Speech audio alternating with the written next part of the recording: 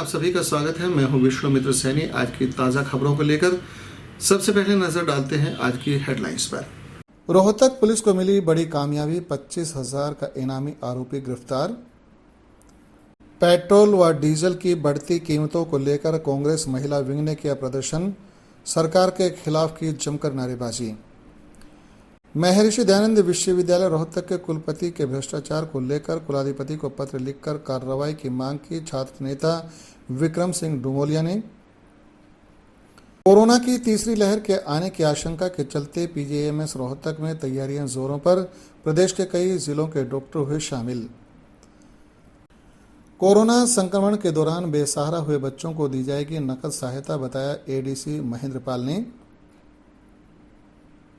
पद्म श्री कैलाश खेर अपना 47वां जन्मदिवस मनाने पहुंचे जाट शिक्षण संस्थान के पूर्व प्रधान राज सिंह नांदल के निवास पर। कहा, समाज सेवा के कार्यों से जो सुख मिलता है वह किसी अन्य कार्य से नहीं मिलता। सदगुरु सिद्धार्थ औलिया जी ने साधकों को दिया उपदेश, बोले कपट भाव मन में रखने से एक साधक का विकास कभी नहीं होगा। और अब समाचार विस्तार से। हरियाणा पुलिस की एसटीएफ स्टाफ को आज बड़ी कामयाबी हाथ लगी। उन्होंने 2 साल से फरार चल रहे हत्या के आरोपी और आधा दर्जन मामलों में 25,000 के इनामी बदमाश को गिरफ्तार करने में सफलता हासिल की है।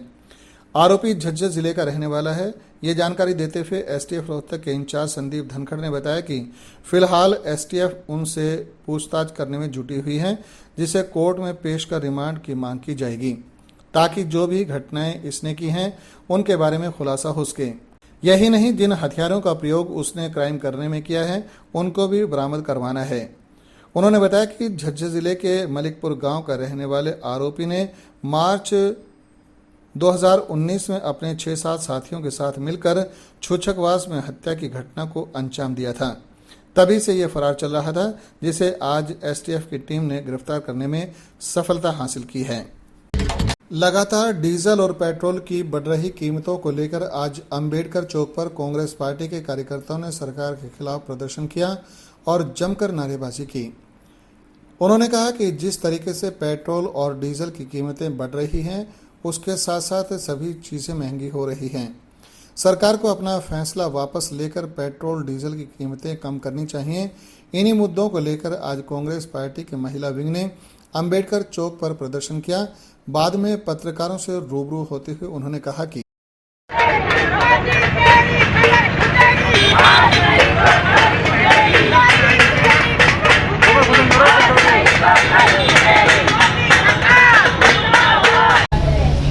अनीता भाटिया, जिला अध्यक्ष महिला कांग्रेस रोहतक। हमने पेट्रोल डीजल की बढ़ती कीमतों के खिलाफ प्रदर्शन किया है, क्योंकि ये कीमतें बढ़ने से पूरी ही महंगाई देश में चरम सीमा पर हो चुकी है। आज एक पेट्रोल डीजल बढ़ने से ट्रांसपोर्टेशन बढ़ा, उसकी वजह से दालें, चावल, घी, यहाँ तक कि महिला की पूरी रसोई हिलकर रह गई है। तो उसके खिलाफ हमने आज आवाज़ उठाई है कि मोदी सरकार इन पेट्रोल डीजल की कीमतों को वापस लो। डॉक्टर अंबेडकर मिशनरीज विद्यार्थी एसोसिएशन के अध्यक्ष एवं छात्र नेता विक्रम सिंह डुमोलिया ने महर्षि दयानंद विश्वविद्यालय रोहतक के कुलपति के भ्रष्टाचार के आरोप लगाकर कुलाधिपति को पत्र लिखकर कार्रवाई की मांग की है। साथ ही उन्होंने कहा कि नैतिकता के आधार पर कुलपति को अपने पद से इस्तीफा दे देना चाहिए। पत्र में उन्होंने अपनी 4 सूत्रीय मांग लिखकर भेजी, जिसमें उन्होंने कुलपति के ऊपर घपले और घोटाले करने के गंभीर आरोप लगाए हैं। आज जो हमने प्रेस वार्ता के माध्यम से माननीय कुलपति महोदय श्री राजवीर लोहान जी के नैतिकता के आधार पर इस्तीफे की मांग की है और माननीय गवर्नर महोदय जी से मांग की है कि इस पर लगे सभी आरोपों की जांच कर इनको पद से बर्खास्त किया जाए, क्योंकि महर्षि दयानंद विश्वविद्यालय में कम से कम गर्ल्स हॉस्टल के पीछे 25 से 30 हज़ार पेड़ थे। एक ग्रीन बेल्ट थी, उसको बगैर किसी नियम के संवैधानिक प्रक्रियाओं को दूर कर अपने निजी ठेकेदारों को फायदा पहुंचाकर, जिनकी कीमत 7 करोड़ के आसपास थी, उनको 1.5 करोड़ में बेच दिया गया, जो अपने आप में भ्रष्टाचार और जांच का बहुत बड़ा विषय है। और जो ई टेंडरिंग के जानकार है, विश्वविद्यालय में 1 लाख रुपए से अगर कोई भी चीज़ सेल या परचेज होती है तो ई टेंडरिंग के माध्यम से होती है। इसमें ना तो कोई ई टेंडर हुआ, वेबसाइट के ऊपर कोई इसकी जानकारी नहीं है। ये एक बंद कमरे में बैठकर अपने यानी कि जो जानकार थे उनको फायदा पहुंचाया गया।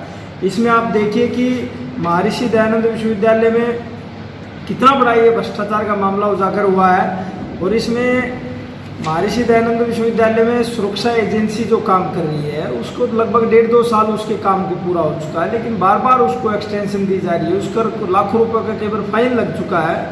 वो एक्सटेंशन किस लिए दी जा रही है, नया टेंडर क्यों नहीं? भाई इसमें भी एक बड़े गोलमाल का अंदेशा है।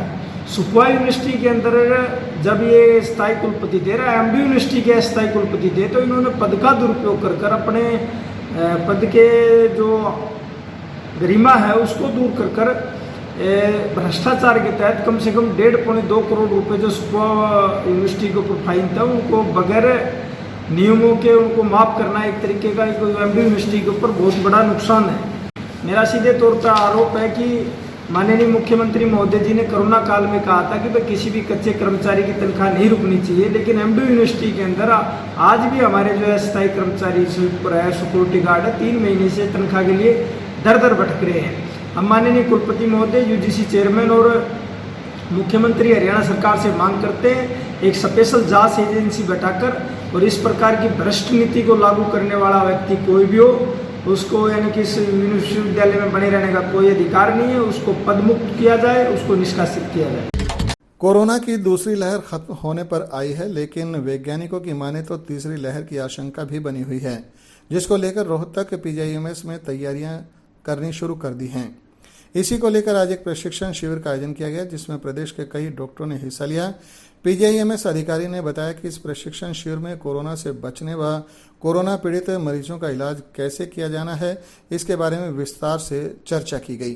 Senior professor paediatrics in charge PICU, ये training government of Haryana national health mission करवा रहे हैं। अब ये 3rd बैच चल रहा है। 24 डॉक्टर आए हुए हैं इसमें, जो कि पानीपत, कैथल और हिसार से आए हैं, और 5 नर्सेज हमारे पीजीआईएमएस रोहतक की हैं, उनको भी हम ट्रेनिंग दे रहे हैं। इसमें पीडियाट्रिशियन, बच्चे के विशेषज्ञ, एनेस्थेटिस्ट, मेडिकल ऑफिसर, जो स्टाफ नर्सेज हैं, तो एक किस्म की टीओटी है। हम ये जो डॉक्टर तैयार कर रहे हैं 3rd वेव के लिए, ये वहाँ पे भी जाके आगे फर्दर ट्रेनिंग देंगे, अपने स्टाफ को तैयार करेंगे। और ये हम भी कोविड के बारे में बता रहे हैं, उनको कैसे मैनेज करना है। कोई भी सिक पेशेंट आ जाता है, बच्चा आ जाता है, तो कैसे मैनेज करना है, उसको वेंटिलेशन में कैसे करना है, एक्सरे कैसे देखने हैं और फ्लूइड कैसे देना है, सारा मैनेजमेंट हम सब इन बातों को सिखा रहे हैं। कोरोना वायरस के दौरान बेसहारा हुए बच्चों को जीवन यापन व अन्य जरूरतों को पूरा करने के उद्देश्य से मुख्यमंत्री बाल सेवा योजना के तहत नकद सहायता दी जाएगी। ये बात आज अतिरिक्त उपायुक्त महेंद्र पाल ने कही। वे आज इसी विषय को लेकर एक बैठक की अध्यक्षता कर रहे थे।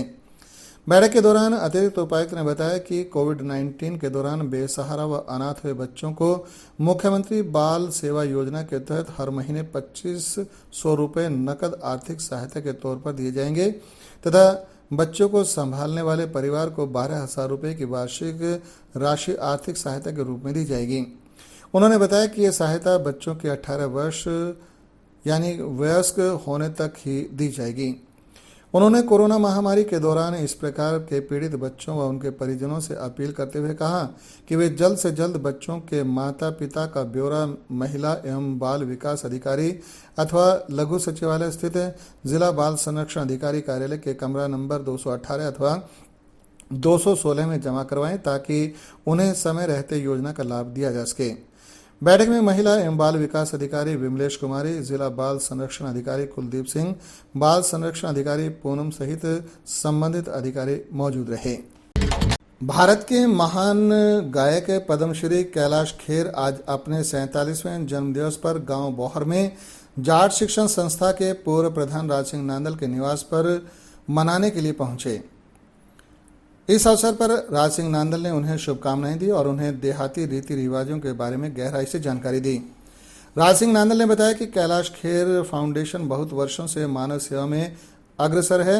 इन्होंने कोरोना काल में भी लाखों जरूरतमंद लोगों की मदद की है तथा देश के विभिन्न हिस्सों में मानव सेवा हेतु हजारों ट्रक राशन एवं ऑक्सीजन कंसंट्रेटर से मदद की है।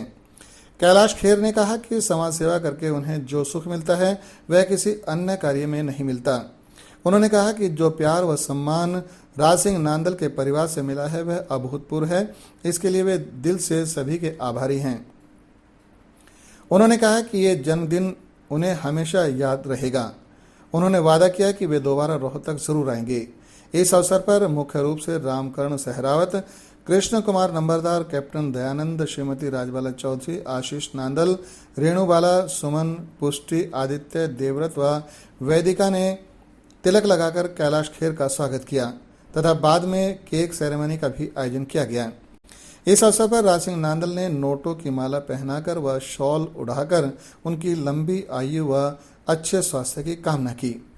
सदगुरु सिद्धार्थ औलिया जी ने संत वाणी में सभी साधकों को सदगुरु की शरण में जाकर अपने मूल ओंकार से जुड़कर एवं प्रामाणिक होकर रहने का उपदेश दिया।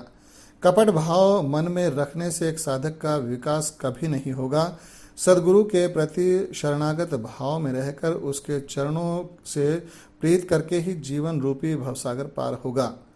सदगुरु ने ओशोधारा के दूसरे तल के प्रोग्राम सूरती समाधि का विशेष सत्र लिया और साधकों को धन्य किया। आह पकड़ सतगुरु की चलो भव पार को।